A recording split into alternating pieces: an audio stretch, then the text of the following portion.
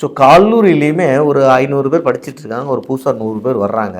அந்த 100 பேருக்கு யாரையும் தெரியாது, இந்த 500 பேருக்கும் தெரியாது. அவங்களோட இன்ட்ராக்ட் பண்ணுறதுக்கான ஒரு ஜோவியலான ஒரு ஐஸ் பிரேக்கிங் செரிமனி தான் ஒரிஜினலாக இந்த ரேகிங் விஷயங்கள்லாம்.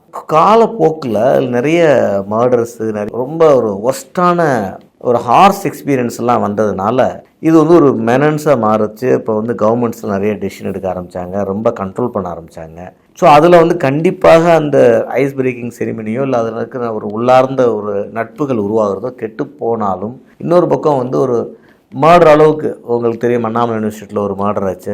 மெடிக்கல் காலேஜஸில் இந்த மார்ச்சுவரியில் போட்டு பூட்டி கார்டியாக் அரெஸ்ட்டில் இறந்து போன பையன் பொண்ணுங்க.